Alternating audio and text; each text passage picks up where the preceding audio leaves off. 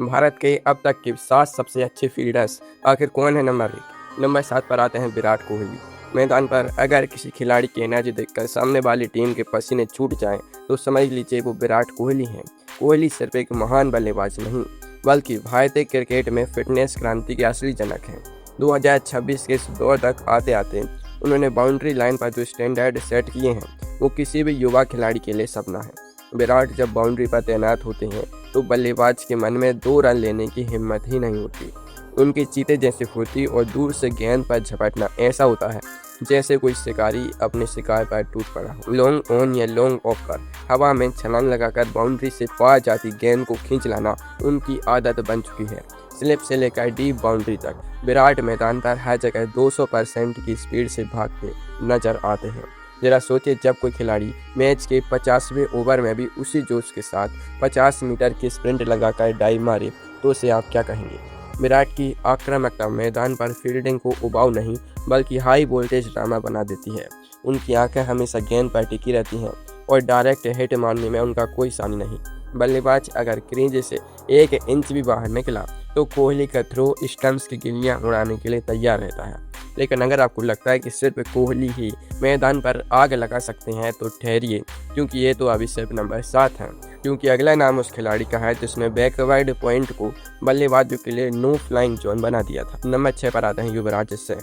युवराज सिंह का नाम सुनते ही दिमाग में छक्के याद आते हैं, लेकिन 2000 के दशक में उन्होंने पॉइंट की दिशा में जो खौफ पैदा किया था उसकी कहानी ही अलग है।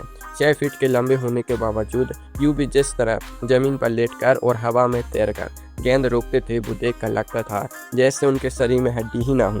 90 के दशक में भारतीय टीम की फील्डिंग को ढीला माना जाता था, लेकिन युवराज ने आते ही उस पुराने ढर्रे की ईंट से ईंट बचा दी। बैकवर्ड पॉइंट पर खड़ा यह शेर किसी भी कट शॉट या पंच को बाउंड्री तक जाने ही नहीं देता था। बल्लेबाज अगर सोचता भी था कि गैप मिल गया है तो यूं भी हवा में चीते की तरह उड़कर गेंद को अपने हाथों में दबोच लेते थे। उनके बारे में कहा जाता है कि वे मक्खन की तरह कैच लपकते थे। कितनी ही बार उन्होंने नामुमकिन से दिखने वाले कैच पकड़कर सीधे मैच का पासा पलट दिया। डायरेक्ट हिट मारने में यूवी का थ्रो इतना सटीक होता था कि बल्लेबाज बिना रिप्ले देखे ही पवेलियन की तरफ कदम बढ़ा देता था।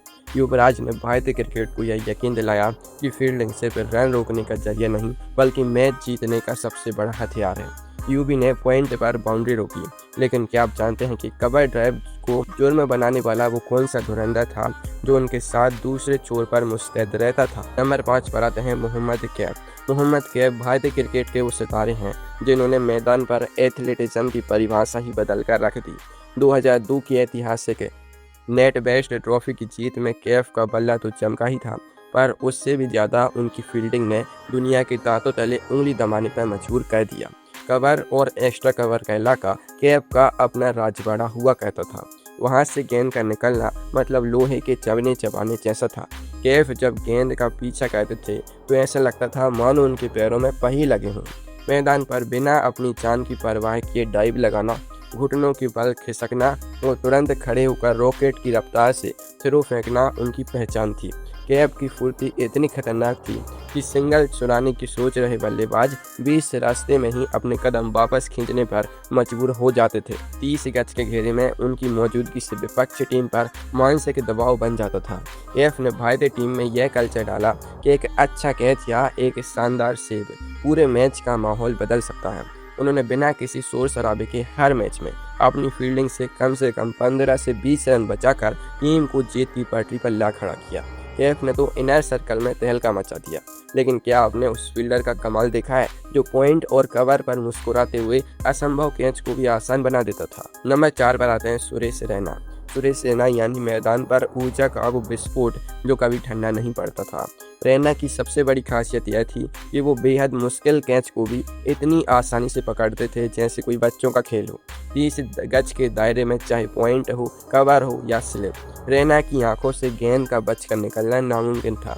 उनके रिफ्लेक्स इतने तेज थे कि जब तक बल्लेबाज को लगता था कि शॉट खाली जगह पर गया है, रैना हवा में गोता लगाकर एक हाथ से गेंद दबोच चुके होते थे। रैना का स्लिप और आउटफील्ड दोनों जगह दबदबा था। वे उन गिने चुने फील्डरों में से थे जो मैच की पहली गेंद से लेकर आखिरी गेंद तक एक ही रफ्तार में भागते थे। IPL हो या इंटरनेशनल क्रिकेट, रैना ने बाउंड्री लाइन पर जिस तरह से एक्रोबैटिक कैच पकड़े हैं वो आज भी हाइलाइट्स में तहलका मचाते हैं। उनके थ्रो में इतनी सटीकता थी कि दूर बाउंड्री से फेंकी गई गेंद सीधे विकेट कीपर के दस्तानों में या फिर सीधे स्टंप्स पर ही बजती थी। रैना जब मैदान पर होते थे तो गेंदबाज भी सुकून की सांस लेते थे, क्योंकि उन्हें पता था कि उनके पीछे एक अभेद्य दीवार खड़ी है। रैना का ये जादू तो आधुनिक क्रिकेट में दिख रहा था, लेकिन क्या आपको पता है कि 80 और 90 के दशक में जब भारत की फील्डिंग सुस्त मानी जाती थी, तब स्लिप का वो कौन सा राजा था जो अकेले पूरी टीम की साख बचाता था। नंबर 3 पर आते हैं मोहम्मद अजहरुद्दीन। मोहम्मद अजहरुद्दीन भारतीय क्रिकेट के वो जादूगर थे जिनकी कलाबाजी स्लिप और गली में देखते ही बनती थी। 80 और 90 के दशक में जब भारतीय फील्डिंग की बहुत ज़्यादा तारीफ नहीं होती थी, तब अजहर अपनी बेमिसाल फुर्ती और कैचिंग स्किल्स से पूरी दुनिया में भारत का डंका बजाते थे।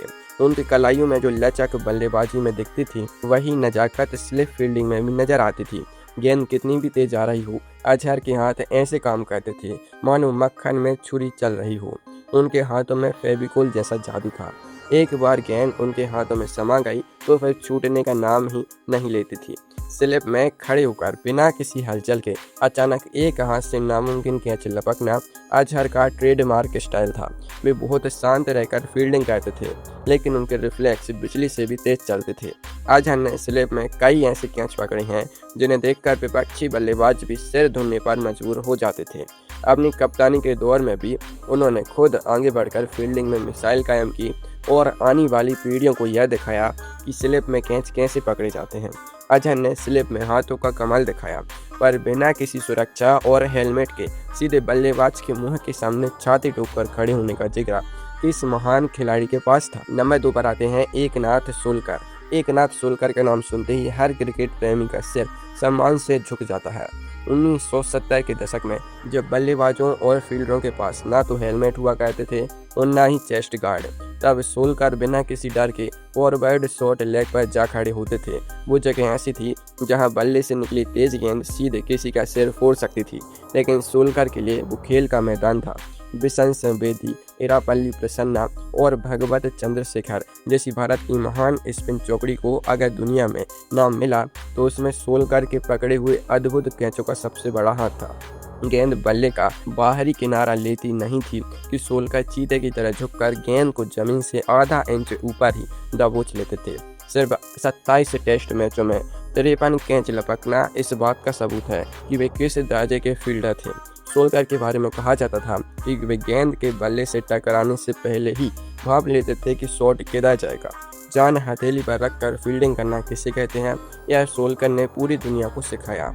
उनकी हिम्मत और रिफ्लेक्स की मिसाल आज भी पूरी टेस्ट क्रिकेट इतिहास में मिलना बेहद मुश्किल है। सोलकर का वो जिगरा क्रिकेट इतिहास का सुनहरा पन्ना है, लेकिन नंबर 1 की गद्दी पर बैठा वो सुपरमैन कौन है जिसकी चील जैसी नज़र और रॉकेट थ्रो के आगे दुनिया का हर बल्लेबाज थर थर कांपता है। नंबर 1 का ताज पहनते हैं सर रविंद्र जडेजा, जिन्हें अगर क्रिकेट का सुपरमैन कहा जाए तो बिल्कुल गलत नहीं होगा। 2026 में भी दुनिया भर के दिग्गज और कमेंटेटर्स उन्हें आधुनिक क्रिकेट का सबसे संपूर्ण और घातक फील्डर मानते हैं।